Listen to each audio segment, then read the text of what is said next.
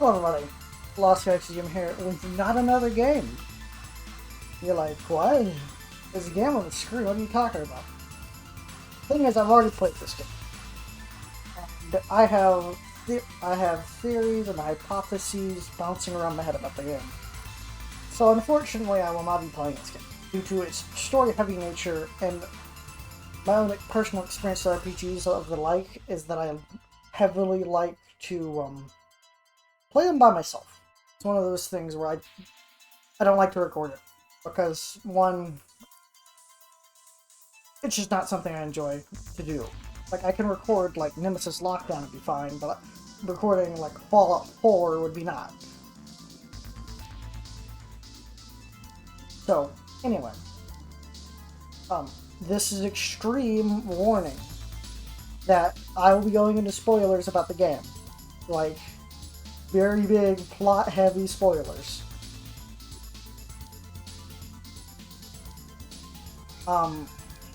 This is more of on the side of hypothesis and using internal lines of dialogue and then predicting outcomes down the line than actual theory crafting, like using like undeniable evidence and showing what I will think happened. I am not going to be game theorying this. I do not have the personal time nor resources to do so. So it's going to be more of a hypothesis than theory. And then again, also very rambly because I don't have really structure set in place to go. When I'm off in a thought, or I'm not speaking, I'm going to pause the video. So you're going to have sound cuts.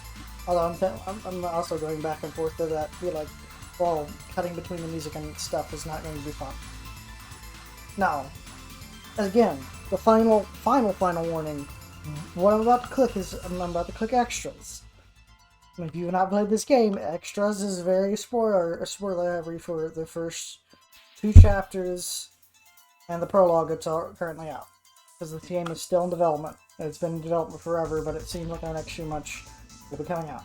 Alright, you've been sufficiently warned. If you haven't clicked off the video now, then it's your fault. Because I'm going to also be talking about spoiler heavy things.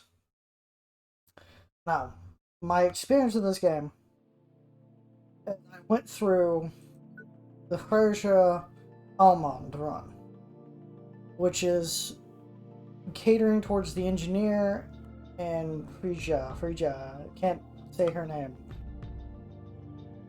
Which the backstory on your end is you are Julius, Janius, whatever, and you have PTSD from an accident or terrorist attack that has happened. That hasn't been fully clarified, but it seems to be terrorist attack. Although I have theories, I have hypotheses on that, / theories on that, about that wasn't a terrorist attack. Now, I don't think I can get to my codex from here, I'd have to probably load into the game, is a rank 2 cyborg. Yeah, I can't get to my codex. So I'm gonna load one of my random saves. Let's see, do I have a save that's not a battle? There we go. I do enjoy the combat of this game. It's simplistic, but it's good.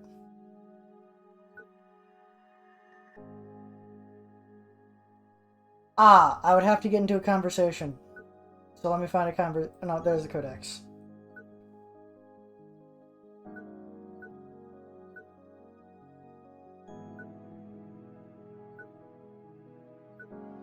She is, I believe, a rank 2 cyborg. Click her profile. It's the world, not people. Reports. Rank 2.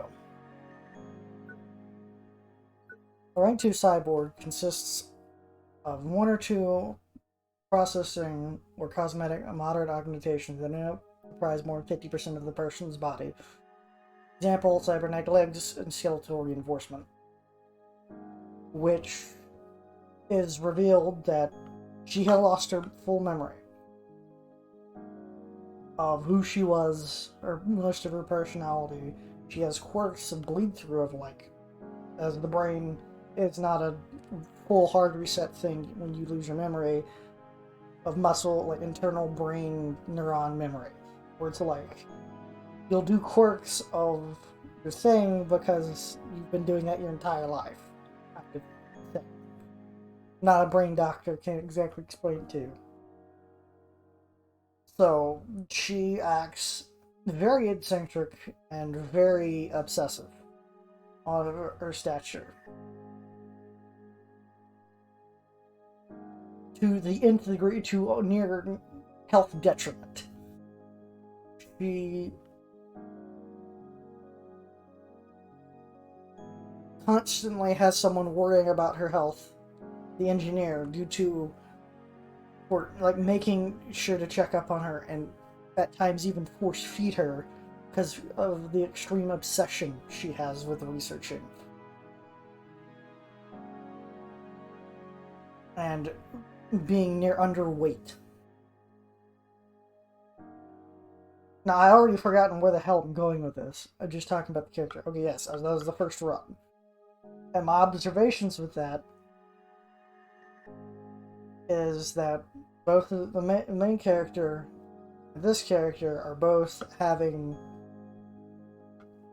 PTSD issues dealing with what happened at the Damascus incident, which I do not have the codex log on.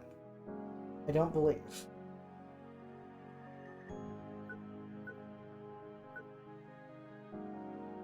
Is this a Damascus colon?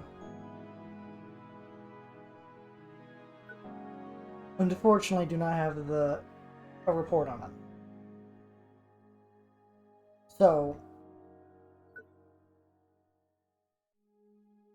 that is the end of the first route I played, which I was kind of just going along with it. I wasn't thinking in any kind of paranoid slash what could be more bigger story outside of what I'm currently doing. Now, the second route that I went through was... Let me return to title. I can always come back to here.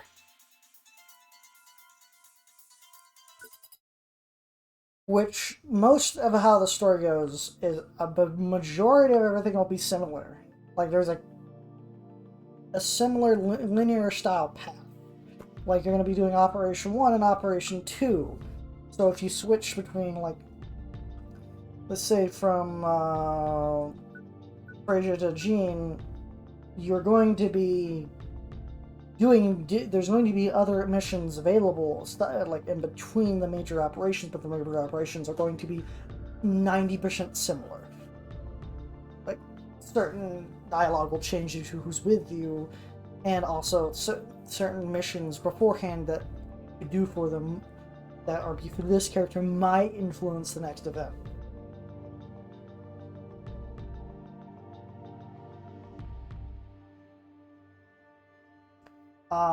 Which is revealed for this character that she is, as the game is overall system, which will probably be pretty important to say in this second group, is Earth and Mars are not friendly on friendly terms. The colonization of space has been going on for about 400 years. And Mars has been left on the wayside for 300 to 200 years. And Mars gives majority of its resources to Earth, which sounds like Mars should be doing very good. And should be near, like, very developed. But Mars is near, like, third world in living standards. Like, very poor infrastructure, very, very poor water, very poor food infrastructure, very poor everything. Mars is not having a good time. And Mars is revolting right now due to, well, they have to give all these resources to Earth and Earth doesn't really invest or even develop into them unless to extract more resources. So people are working literal dead-end jobs that go nowhere and does not improve their lives to the point where there's an extremely high suicide rate, as told on Brooks' Path. Gene's Path, because it's the first name, but you mostly call it Brooks because, well, we're both like you commandants. That's how you say it under an admiral. So you go by your last names, except she calls you by your first, you call her by your last. Oh, fuck her, no. Anyway, as my ramble continues,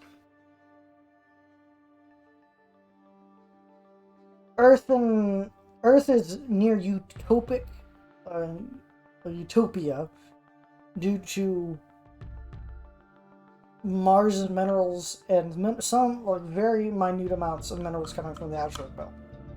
Earth is also completely out of natural resources in terms of like minerals.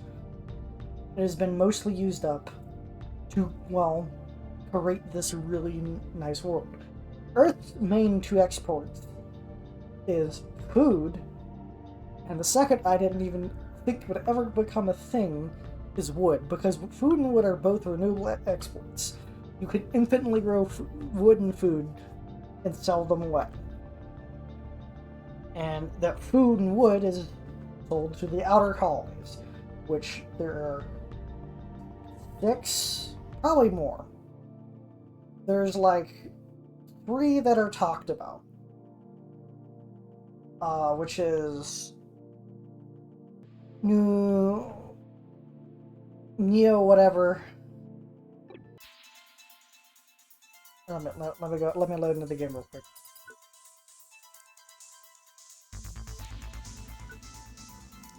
Let me find a save that has the picture of the system.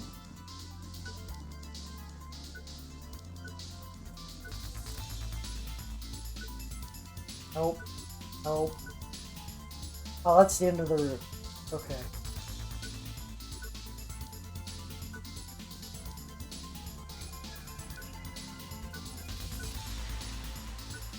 Probably somewhere down here.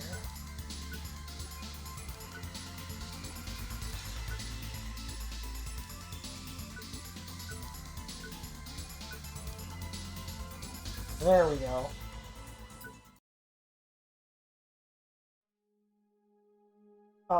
Is Saint whatever that is, Moonshire, Neo Hampshire, and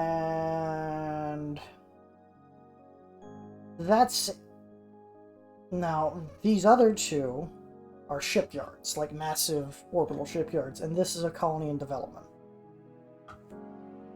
Now, Neo Hampshire, whatever you want to call it, I can't say these names, actually is more than just that. There's like outpost stations, 3, 4, maybe 5 around it that are also colonies of it. Which, this is where a majority of the exports go, and also to Mars. That is the only talked about colonies. There's actually one more colony, but it's a science station, science colony, not really a major colony on Venus. That is it. That is it for humanity's space development. Now I could get access to the code, which now Brooks' Path, as I'm going to go through and explain it, like overview of it, is she is Martian born. She is from Mars. Her mother married into because as this is a weird sci-fi new Earth, nobility is back. But not just that, a corporation owns all of Earth and essentially every single business in existence.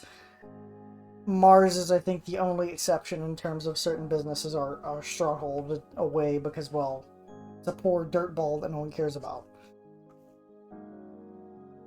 Other than its natural mineral resources.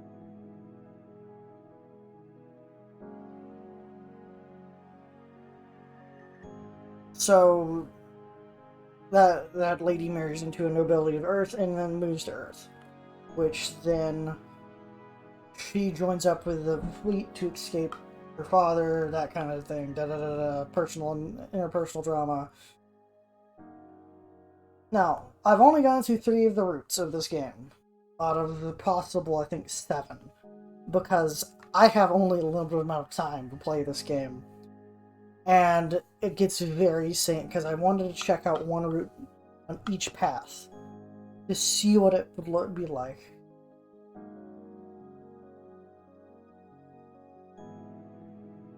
And it is extremely similar in terms of, like, what is going to happen on the main line.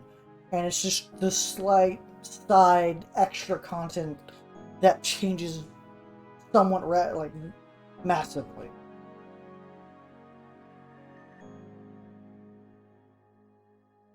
So going off of that, that's really all I can remember from her route. She is the idealistic commandant that wants to be like, no, you don't lose your morals in war. Which the NC is also like that on every single path, is you don't lose your morals in war. War on this is between essentially brother versus brother. You have to view this as a war between brother versus brother, than you versus the other.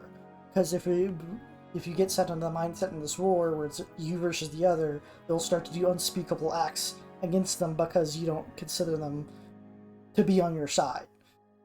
Or to be like your brother. You wouldn't shoot your brother in cold blood because he's your brother, but you would shoot some other random asshole in your house because he's, well, a random asshole in your house, and threatening you. That kind of thing. Anyway, and then we go to, let me go back to title, Route 3 that I went on.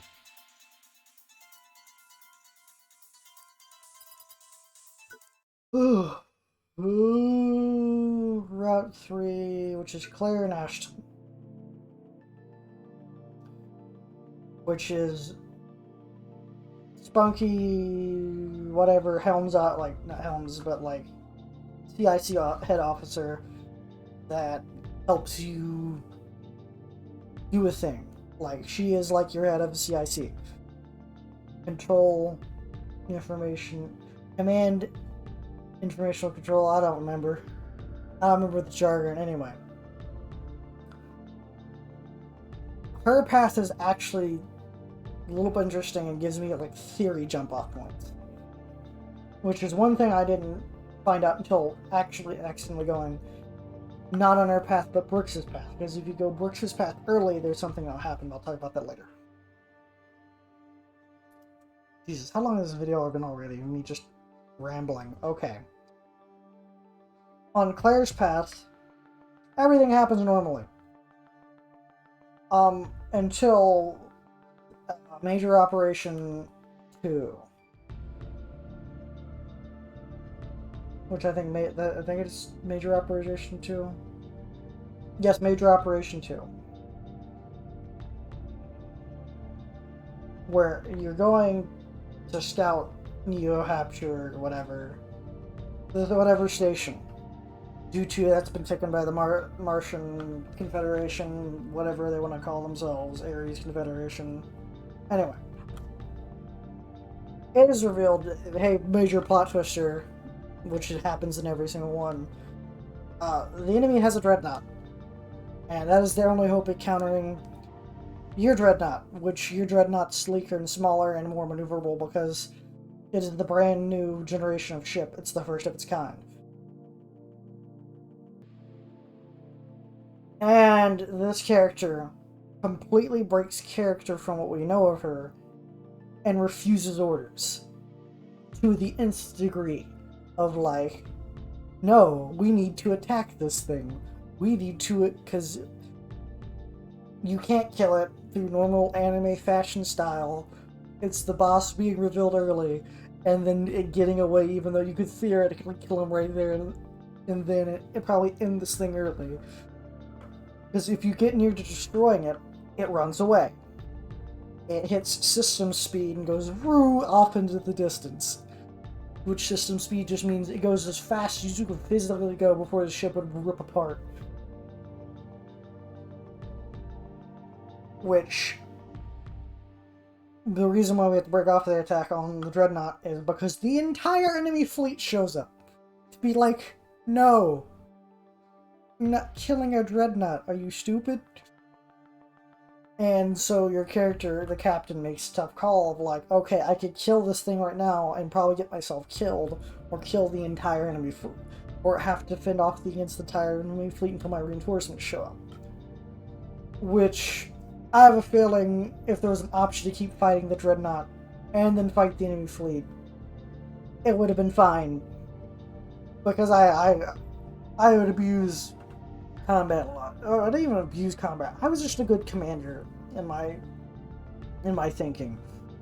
Now,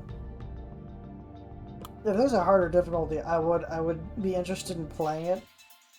But I'm also like, I don't want to play this game again because I don't think anything would change.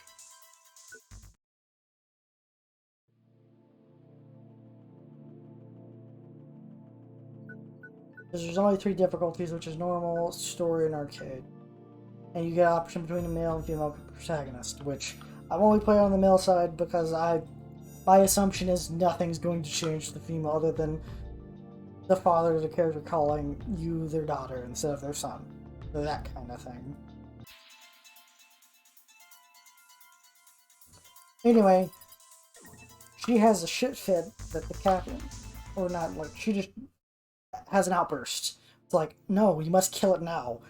And refusing the order of attack the enemy fleet and fend off the enemy fleet until, like, I think the 3rd time he says it, no, we're going to fight the enemy fleet because we don't want to die. Kind of like, are you stupid? And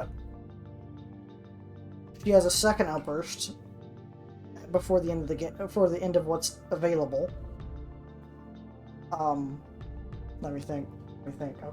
Okay, every path that I just talked about has a heart-to-heart moment between you and whoever's been talking with the majority of the time. That's what I'm calling routes. Because as a normal visual novel fashion that has multiple choice, unless it's a kinetic novel, you have multiple, like, you will get the option to interact with certain characters over other characters, and then that will solidify a route into talking with this character for the future, kind of thing, and being also this character's your favorite for this time around. So a lot of games have like 6 or 7 different routes to just 2 or 3 routes, just depends on the development time and how much money's behind the game. Same as like Fallout, you can blow up, you can just FEV the entirety of the wasteland or not FEV the entirety of the wasteland, that kind of thing. But more of a linear format. I don't want to spend all day talking about what visual novels are, but that's what it is. Anyway, you'll have the befriending moment of between you and whoever you've been talking with. And the befriending moment of Claire, she has a second outburst, which actually surprised me. I was like, okay, the first one I could rule out as, like, whatever. Also, the character has a lot of observations with her characters, like, am I just being paranoid? Because he's apparently been paranoid in the past, because, well, he's the son/daughter, depending on your route, of a very influential person. And a lot of people that befriend him are just out to get his influence and a connection to the Doctor, which is never named, it's just called the Doctor. Also, I'll finish with this, and I'll then say something else that was revealed, the Brooks Path.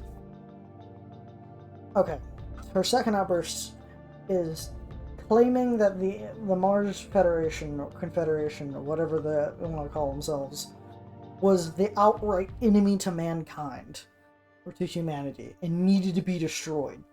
Now, this character has been very forthright, like friendly, not like certain people need to die kind of thing.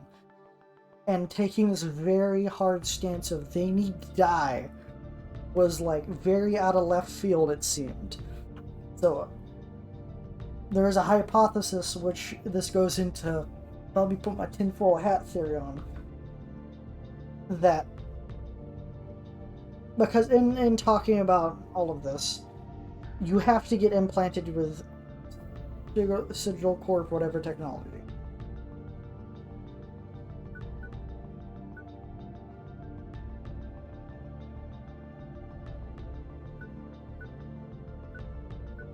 Let me do another load.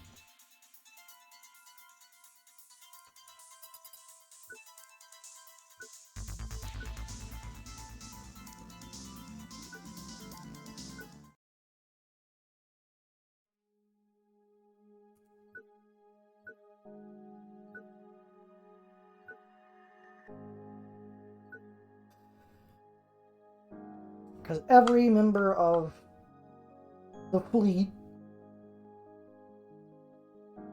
have a standard communications chip and ID chip. You need the ID chip to go through the door. Without it, you can't go through the door, kind of thing. Forcing everyone to get chips. Everyone has a communications chip, so there's theoretically everyone is being listened to at every second of any time. Now, this is where the conspiracy comes in, because through my other dealings of the story.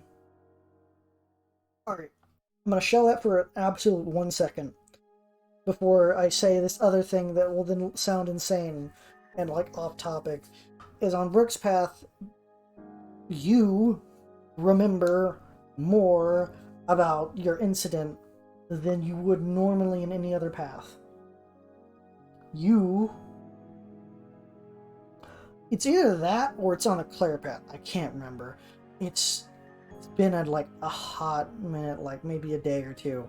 So it's already becoming a little muddled. That's why I wanted to make the video now. Otherwise I'll never make the video ever.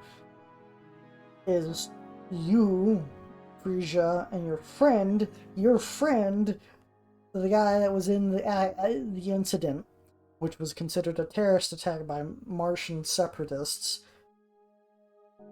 was not a part of the incident, but was involved because you were on a training op. You were in training, as the beginning portion showed. And he was essentially partially blamed for it, or looked down upon for the incident, even though he had nothing to do with it. He is then revealed to be, well, the leader of the frickin' secessionist movement. He's literally the admiral fighting against you. Or his outline, but I could easily tell from the hair and the visor that was what it was suggesting. That the leader of the revolution is his friend. Now backing up to what I was just saying upon Claire's theory / hypothesis. Claire is not in control of her own mind. As the character states through his paranoia, there's a lot of loopholes in her backstory and where she comes from that she talks about personally that could theoretically be explained away through if you probably like nitpicked her details, but like just saying them was like, wait a minute, what? She came from the colony of Neo Hampshire, whatever, one of the stations. Her family died, which I'm gonna call this out. This incident right here. It sounds exactly like this incident or how her family died. Her family got ran into by another shuttle. And they died aboard the shuttle. Now, Maximilian's death is the exact same sounding incident where they died. Now, I'm not saying she's like Maximilian's daughter. I'm saying that her family might have been aboard the shuttle. Maybe, because it just sounds way too similar. because her family was Terran, and they were working for Mars nobility. Mars nobility hires Terrans, and the station that they were on, it's whatever the hell. St. Nilham. The thing that immediately surrendered to the Mars revolt.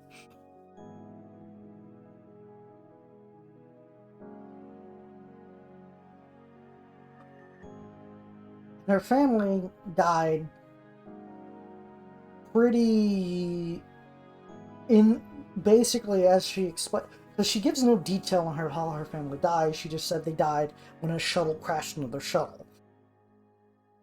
Which, this just might be a red herring. Hey, hell. You never know. So, her family dies in this way. I'm like, oh, this is a red flag. Because at the third route, I'm like actively in paranoid schizophrenic mode, like paying attention to every small detail possible. And this one just sets every red flag off. This route. That there's something majorly huge going on with the story. Now, I believe her outbursts of why to attack and being heavily hostile towards the Martians is due to mental manipulation. She talks how her family died, and then she moved to Earth to this apartment that they owned, and then also talks about being extremely poor and didn't have papers, but then somehow was able to move to Earth. Like, there is like contradictions in her statement, where she had an apartment and then saved up money to move to Earth, but then she beforehand talked about how she didn't have any papers to do anything. Like, she didn't have an ID, she didn't have this, she didn't have that, kind of like, that's what I'm assuming the papers were. And even the main character talks about, but wait a minute, the outright taxes alone on the apartment would be something that she would never be able to afford. And there's like, he's like, sure, he could explain away by like her selling it and maybe buying somewhere more affordable, but to live in the city that she's living in, it would theoretically be impossible. Which her friend that has talked about, I can't remember, McCarthy, was talked about, that McCarthy must have helped her live in the city, which is also near a possibility because the character assumes that McCarthy is nobility, which he is not. That was kind of revealed he was not nobility. He was someone that grew up on the same station as Claire, but he was just kind of on the same level of where she was at. He received extensive training to theoretically become the head butler, as he talked about, of a nobility's family, which was extensive combat training, because, well, no one expects the butler to be able to kick your ass. That kind of thing. He was able to blend in easy to combat situations and escape unharmed, kind of thing. Anyway. Now, those, like, personal detail flaws on their own makes me extremely suspicious of everything past, because if this one character has a fabricated backstory and a fabricated history, what other characters would have fabricated stories and a fabricated back in history? Claire's the only one that even remotely has any of these red flags constantly popping off.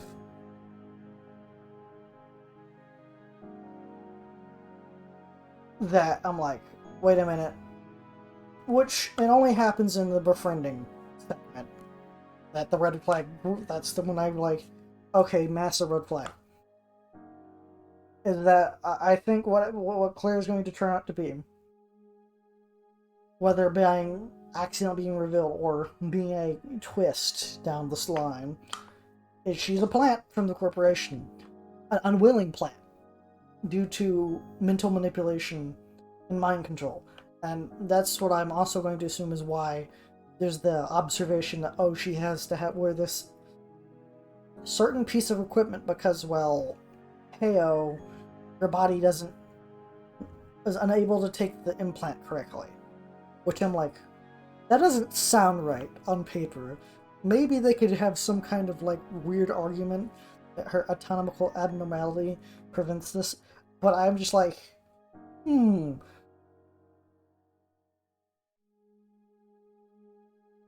even if this is just true, that she has a rare defect, that, because her implant slash ID, they didn't realize this until later, because I can just auto point this out, is this. This is her implant slash ID. It goes right next to the back of the brain on her head. That's where I'm getting the schizo theory of she is under mind control. And with her 2 outbursts, I believe that that is what it is. She is being mentally manipulated to be extremely hostile to Martians due to her family's background and history. She would more likely be sympathetic with them than hostile.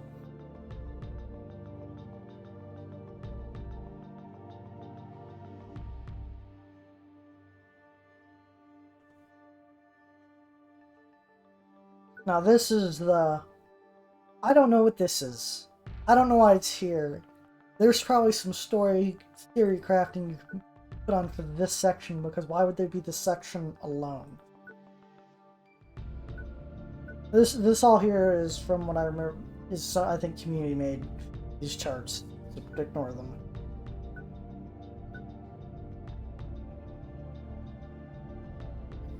Now, here's where the schizo theory gets more schizo, because as that is established, that one character has a possible completely fabricated backstory slash history that they don't know about. That as one of your achievements you can get is against protocol, which, as it states, is, well, you get the gist. Which you only get this on Brooks Route. When you go to the shipyard that controls the dreadnought of Sigil, or the UTVAV, which is essentially Sigil Corporation anyway, but whatever. It's the military of humanity.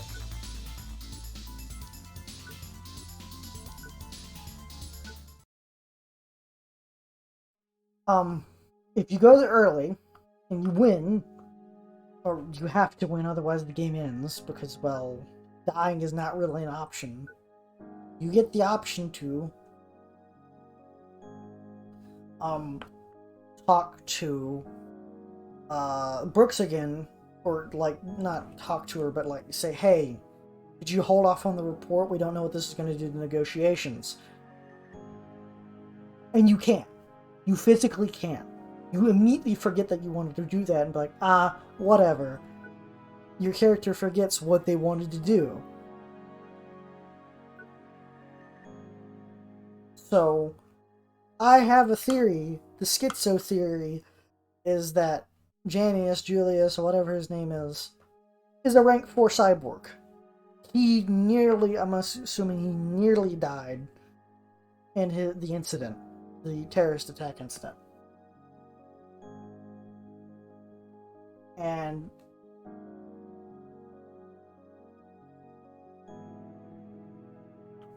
you do get to meet the other rank 4 cyborg in the game, which is Alan.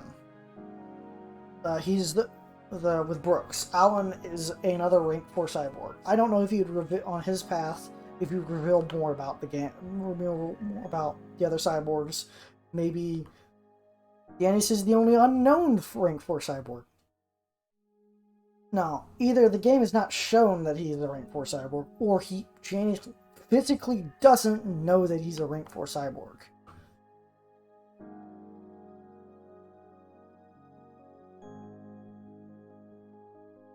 And the only reason why I can even throw out this theory is Alan,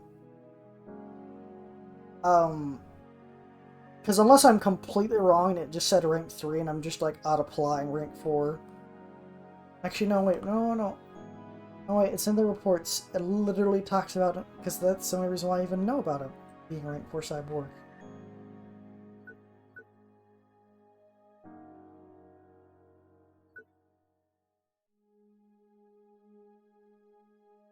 Yeah, he's a rank 4 cyborg. So I think it stands that there's a very high chance, due to against protocol achievement, that Janius nearly fully died in the Damascus incident. And is an unknowing rank 4 cyborg. Or if he knows it, it's not been explained or talked about. For whatever reason. It's just been one of those things, maybe it just never came to conversation, which theoretically could have happened. But that's what I'm thinking Janius, I'm just gonna say Jay, is a rank 4 cyborg. And being physically, like, fully controlled by Sigil in terms of being able to go against their orders. He cannot do that. If he ever receives the order to, like, shoot someone in the face, and be like, no, I don't want to do that, he's gonna shoot them in the face. As well, it's his orders. Orders be orders, sir. Which then gets me on the schizo theory that then if that is the possibility, or he's a rank 4, or even a rank 3 cyborg, and as I'm knowing about it, that he could theoretically, or yeah, theoretically hypothesis by whatever hypothesis, but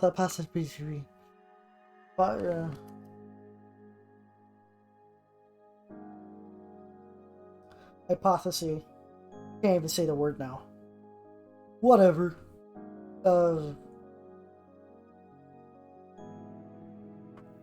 That he's being mentally and memory-wise manipulated to work with the UTVA or UTV, whatever you say, however you say the name, and that the post-traumatic stress disorder that he suffers from is not from him suffering post-traumatic stress. It's him literally having a memory inhibitor preventing him from remembering the incident, and it's slowly trickling through because not everyone understands how minds work, and it's very hard to suppress someone's memory like that. So he's slowly remembering, which I think will be down the line, which will be revealed, that down the line, it'll be revealed that, hey, Sigil caused the terrorist attack on Damascus.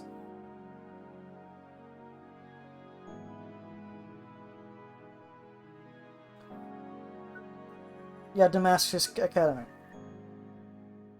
Which, in his nightmare memory, his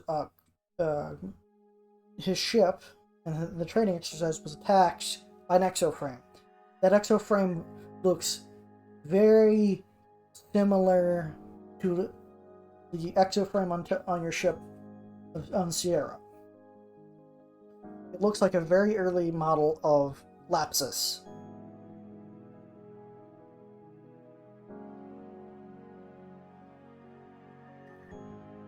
And I think the only reason why the main character has his memory at all, and is not like Freyja, whatever her name is, and having no memory, is because the father intervened, being like, I don't want to have a son that doesn't remember me. I want him to at least remember me.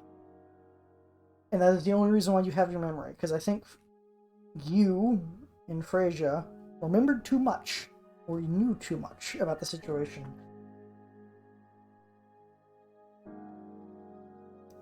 like you just had too much knowledge, and they needed to make sure you didn't use that knowledge or were unable to have that knowledge for any kind of like, well, things that would mess up their plans. So, Frisia, being too smart, had her memory entirely wiped. Because, well, if she knew anything about what was happening, she'd be able to quickly figure it out because she's that smart. She's just, like, near genius level smart. She is Einstein. Literal Einstein. And the doc is literal Einstein. Like, you working with the two smartest people in humanity. So, through the schizo posting of that schizo theory, is a lot of things, if you start thinking and Sigil is doing things outside of the boundaries of right and being evil, being an evil corporation, things start looking weird when you look in through that lens, and you look at the entirety of the story through that lens. Events start to become weird.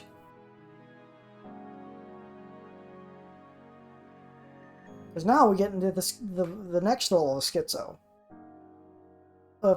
hypothesis, where now you're thinking on, okay, now I am at this point of crazy of Sigil literally is manipulating memory, because protocol makes me think this way in terms of like, okay, what else are they doing? Because if they're mentally controlling Janius or Jay, and you literally cannot go against orders, otherwise you like wig out for a second and be like, what was I thinking about? Because that is literally what happens in the scene, is he wigs out. He's like, he gets stagnant brain, can't think right. And he'd be like, who was I thinking about? I go, I don't remember, I guess I can't overthink what I'm doing. And then doesn't do what he was about to do, which was, hey Brooks, can you delay that transmission? Because that transmission is what causes the war to kick off fully. That Rhines was attacked. Now, in the Frisia path, you find these three ships moving in synchronous flying, which is considered not really possible, and flying at unfathomable speeds.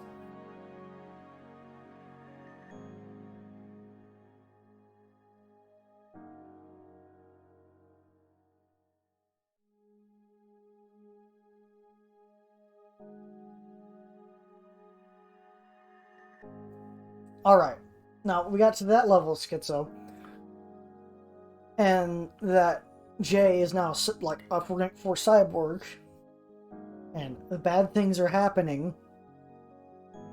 In the Claire path at the start, you go to Moonshire, whatever you want to call it. I'm calling it Moonshire because I feel like it. And you're at the negotiations. You get to watch the negotiations. And at the end of negotiations, which this sent another red flag of the whole situation, is negotiations happen. They're not going well. Mars is like, well, fuck you, and Earth's like, well, fuck you. Because, hostility between Earth and Mars. Then the representative from Earth gets report that the dreadnought for Earth has been attacked.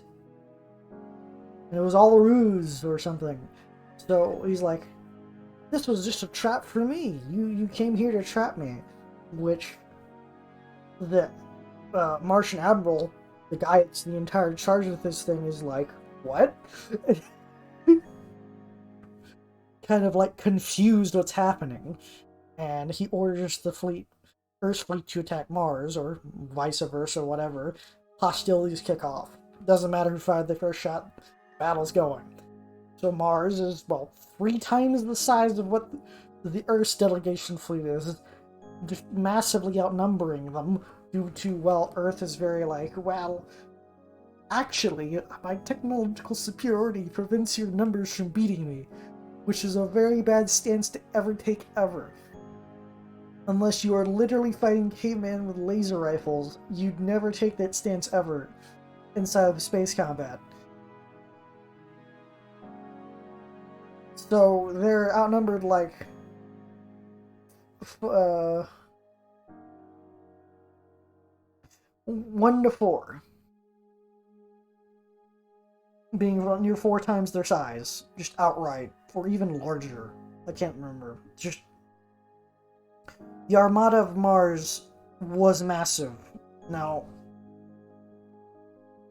military intel just assumed, because of course they would, that to have this massive amount of numbers, that a lot of the ships are just kind of scraped together, not barely functioning, just scraped together ships that would have weapons slapped on, which they don't look like that.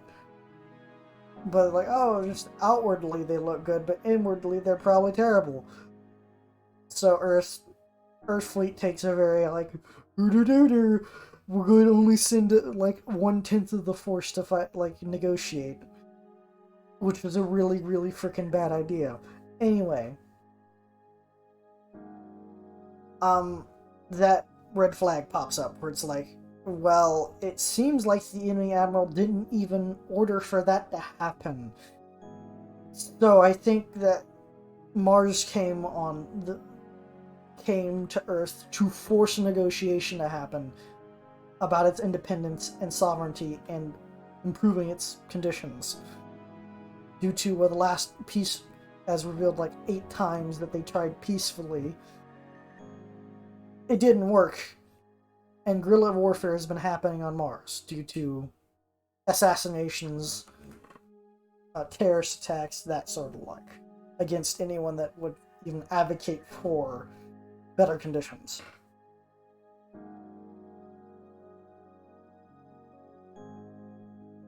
And then the battle happens, and then story, your experimental ship that you're on, that has the Lapsus unit that you're using, breaks down because, well, it's experimental and not meant for combat right now, but you're in combat. Dear God, why are you here? So, the thing isn't working that well. The core is going critical because it wasn't meant to be in combat for this long because, well, combat. So, you get your Broham and your head engineer get an idea of, okay, we're going to explode if we don't do something about it. So you could theoretically discharge give every ounce of power to the engines and discharge the reactor and cause an EMP pulse that wouldn't destroy you, but would knock out your power. Because they would have to do it because the reactor is going critical. So they go in, they knock out a giant portion of the Martian fleet through an EMP, but you take a massive hit because, well, Martian fleet ain't amused. So they fire upon you even though you're out of power. Which knocks Jay unconscious. Oh no, it was the clear out that you did remember that the enemy admiral is your friend, theoretically. Even though Jay might not realize that it is his old academy friend. So, when that happens, you were out for a week in a coma, which was said that your father knocked you into a coma out of fear that something happened to your head. Like brain damage. Which, this is when I'm in schizo mode, where I'm like thinking about all of the things that could possibly be bad. Because I accidentally stumbled against protocol before going on the clears route because I was like, what? Does anything change if I immediately go to the shipyard with the Dreadnought sat? And yes it does.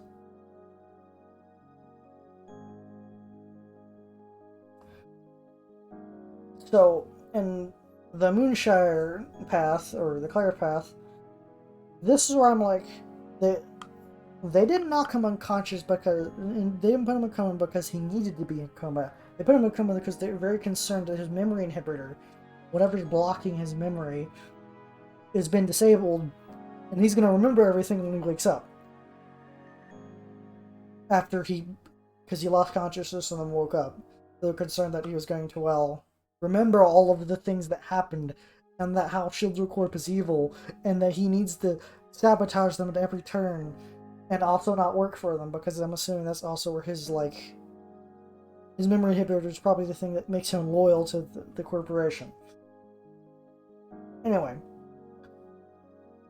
that's the end of that schizo rant. So that's where I'm thinking that, hey, evil stuff happening, evil stuff, evil. Sigils being evil.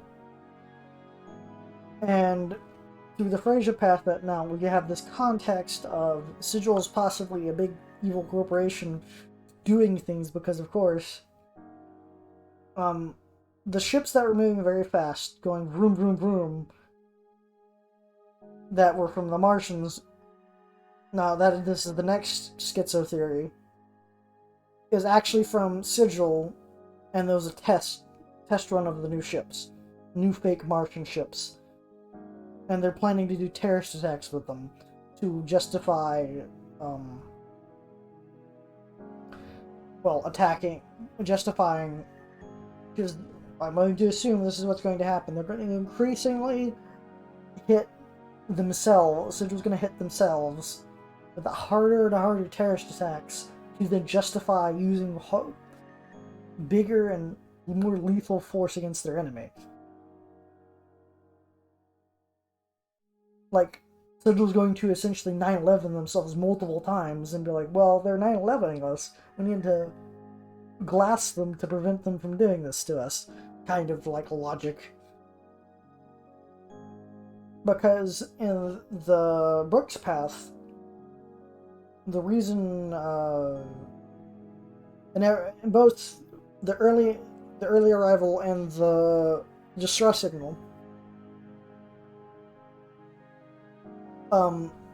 one of the ships is disabled and is essentially captured in most of the sense, with not being able to run away or attack. They go to interrogate it, and instead of responding to hails, it immediately attempts to suicide into Brooks' ship to, well, kill her. Now, I'm assuming if this is on the Sigil is evil path, that Sigil is big bad, that Sigil is attempting to assassinate Brooks, because they did this terrorist attack against their own dreadnought to, well, escalate the war, and also put Serena on the front line, because it does make sense, because Serena is the new ship, the new warship that is also essentially a dreadnought of its own making. And if the UTV ship, main battleship's out, you're gonna have to use Serena as the main fighting force to fight off the enemy. Now, Brooks is a literal natural-born citizen from Mars that works for the UTV. I can't remember. The more I talk, the more my brain is shutting down. Anyway. She is one of the people that is going to advocate for not using harsh tactics against Martians due to, well, hey, they're humans too. What are you doing? So it makes some sense that they would attempt to assassinate her.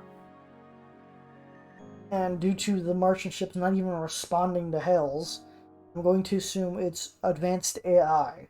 That was advanced AI on these ships that were unmanned, and they just attacked and destroyed the battleship. Which, as more schizo theory comes out, schizo hypotheses, when you go there early and your battleship essentially takes no damage, they've scratched the paint on the battleship, it is then revealed, because theoretically, when you get to the distress signal, I could see the internal, because the entire internals of the battleship are completely fried.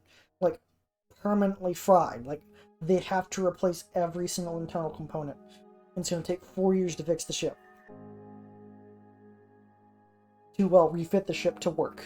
Now, I could give it okay, whatever, on the path of... Yeah, when the distress where, hey, the ship was somewhat heavily damaged on the outside, and the internals were messed up. But on the, you arrived way early and got there before the assault even happened, and then they essentially did no external damage. This was an inside job. This is where, hey, because even on both accounts, they remark, hey, we never knew the Martians had this technological ability to even do this kind of internal damage. That's bad. That's really, really bad. Because if they can do this to our Dreadnought, they could do this to any of our ships, which that never proceeds to happen again.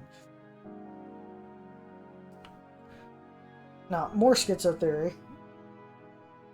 Actually, I think I'm running near to the end of schizo theory of like what I'm proposing through all of the circumstantial / dialogue that has been presented so far, evidence.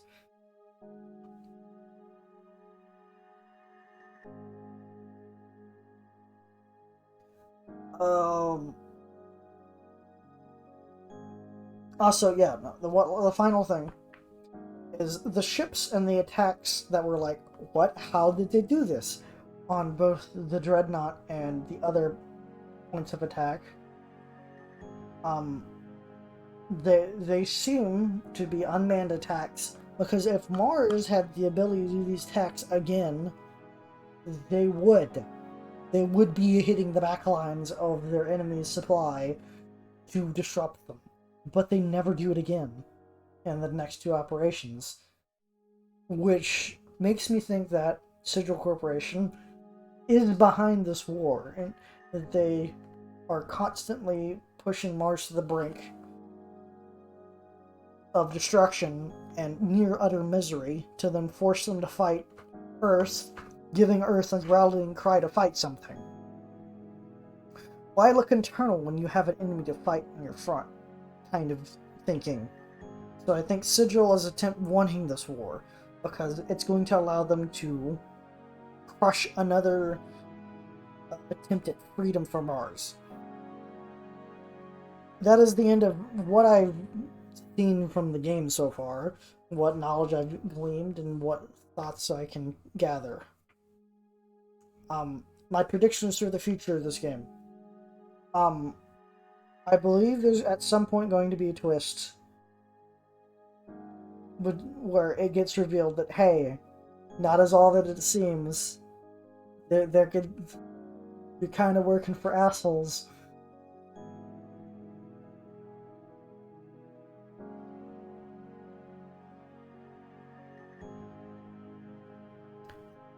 And you're gonna have to do hard choices on what you're supposed to do and figuring out the situation.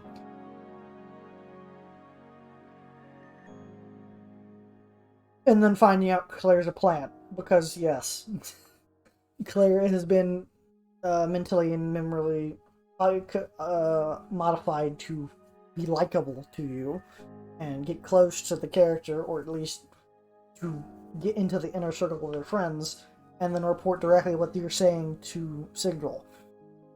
Not directly through like, oh, I'm typing a report, just through her implant, or through her side head plant thing.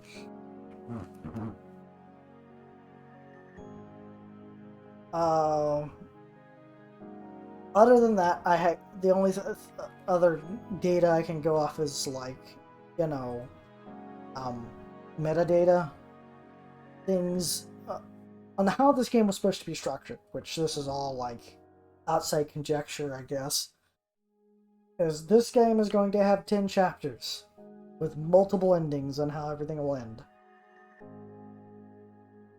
Now, there was going to be 3 games.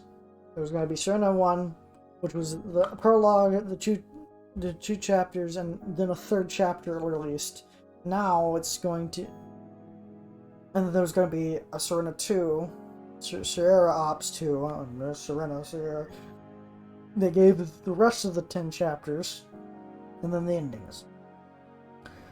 Because this game was originally DLC parsed, whereas like the prologue was free, the next chapter cost like so many dollars, and the third chapter, then they all merged into one game.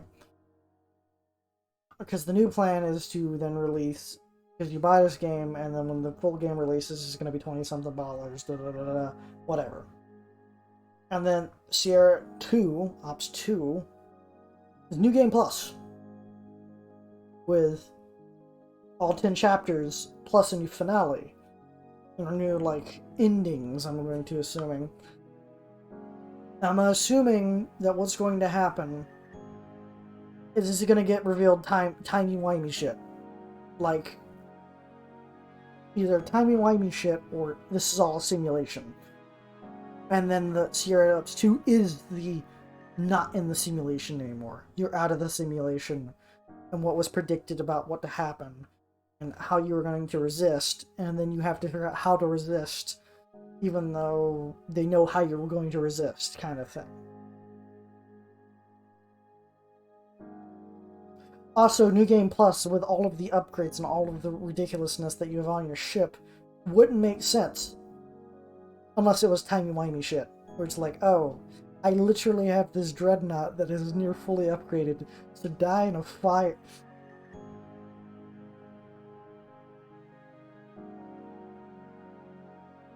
So it's going to be very interesting how this game runs.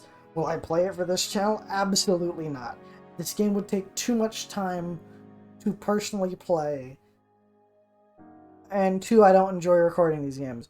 I'm going to record this Theory Hypothesis Schizo Ramble because no one else has, and might as well try. Predict what's going to happen. There's going to be a big twist with the Sigil Corp, and you're going to have to betray them. And two, there's going to be some big plot reveals. Like, hey, wait a minute, that's not supposed to be their kind of plot reveals. Anyway, hope you liked the schizo ramble that I went through of me talking about this game that I didn't ever play on the channel. I'm gonna make a new playlist called Hypothesis Theory, or Half-Baked Hypothesis, whatever. Anyway, hope you like that. Please like... Well, my brain just shut down. Please like, comment, subscribe, and peace. And if you know any more details on the other routes that would have changed how I thought about this, please share them down there. I would like to know, but if you don't really know, or just like, it's whatever. Anyway, peace.